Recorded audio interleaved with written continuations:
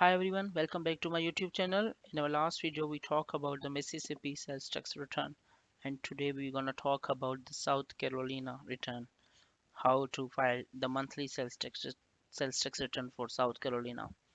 So before we move to the topic, I would request you all to subscribe my channel and hit the bell icon to stay updated with the latest sales tax information related to the US taxation. So as you see, this is my report again. I have followed the same pattern which I used to follow. This is my customer name, customer number, then I have the city, then I have the counties, again the county. I have the tax rate schedule here, and I have used VLOOKUP to locate the counties based on these cities. So I have the counties, then I have the tax rate. Again, that tax rate is also, I have used the lookup function also here as well. Then I have the taxable sales and I have the non-taxable sales. So one thing more, if you notice here, I have made a pivot table as well here as well. I have to input the information for all these counties and cities. So let's go to the portal and see how we can file this return. So that's the portal here. As you know, I have to file the Feb 25 return. So the due date is March 28th. I will click file return. Now here I will say the gross proceeds of sales. I will input my sales amount here. My total sales amount are this one. And then I have the purchases is my zero purchases. Then I will put the non-taxables here. Now here you have multiple options. You can choose whatever you have the it relates to. For me, I normally put this in exempt sales. So these are my non-taxable sales or my exempt sales, and I will go to the OK. I'll go to the next.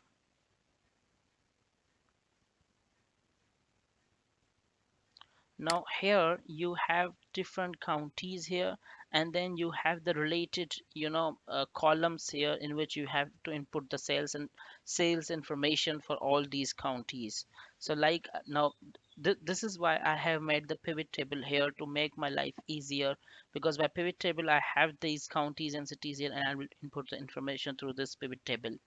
So like for example, I have first county is Anderson. So if you see here, the other three columns are locked. The other three columns are locked. So I will just put one input the sales information here. So the first is 698. I will just input here. Then I have the B Fort. That's my B Fort 160. If you notice here, all these columns are locked. So I will just input here 160. Then I have the Berkeley, which is Charleston. If you see, this is the county, this is the city, or in other words, you can say municipality. So now I have the Berkeley. Now Berkeley, I have the four columns here. So I will put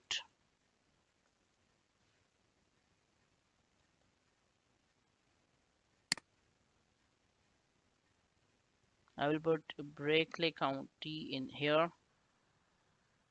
Charleston County is here in this column. Then I have put in local option, then in this, and then in this as well, transportation. Then the next is Charleston. Charleston is the name of the county, and the city is Mount Pleasant. So I'll put here 80, 80, and then 80 here. The next one is Horry. So if you notice here, I have the Horry here 138.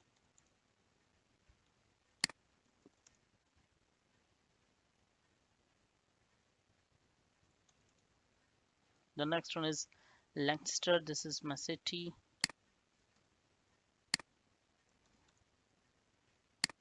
The next one is Marions. Marions. And then I have the uh, Pickens here. This is Pickens. Esley is the city. I will put here. The next is Richland, Columbia. This is my Richland, Columbia. I will just input here, and then I'll input the same amount here. Now on the York, This is my, and you don't need to put here. Why I'm not putting the amount here? Because there are only certain counties or cities for which you have to put this information. So we don't need to put here. I'm going to click next. Now in this way we have to again input the exempt sales which we have input in our first step. So this is exempt sales. My total exempt sales are this.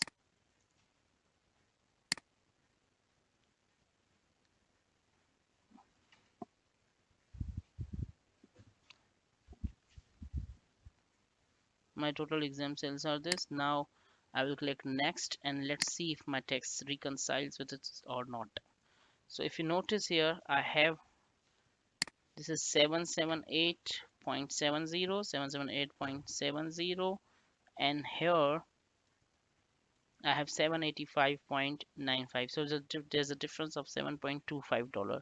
Now, why there's a difference here is that it might be possible that the tax rates that I have here in my report are not correct. Let's check this to see if really we have the proper tax rates here, like this one. So if you notice here, it's a rounding number.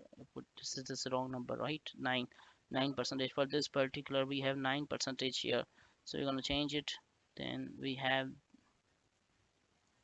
this. Uh, let's check this. Yeah. So now these are perfect. Okay. So let's see if our number changes for any of them.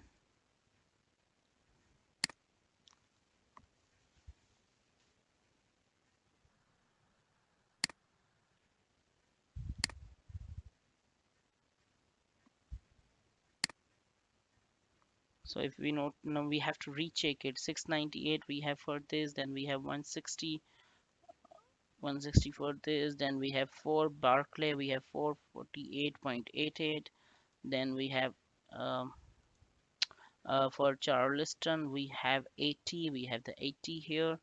Then for the Hori, we have the 1358.22. Then for the Langster, we have 999. So you now see here, we haven't put 932, and after changing the rate, this is my taxable sales. So now I have to go back and revise the total of my return. Like I have to re-input my total sales, not my total sales, but my exempt sales to make it correct. So what I'm gonna do here is now I'll have to go to previous. So I have to go here 5997. This is my exempt sale because my tax rates used in my report is not were not correct. And this is why I always say that reconcile your tax with what you have on the report should be on the portal. Now I have 999 here.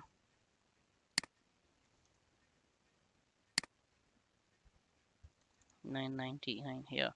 Then I have 997, then I have 499, 499, then I have 2835, 2835, and then I have 10. Now here again you see 1130. So it's 1130. I will click next. Let's see if it still reconciles or not. I will change the I will have to change the non-taxable sales or the exempt sales here as well.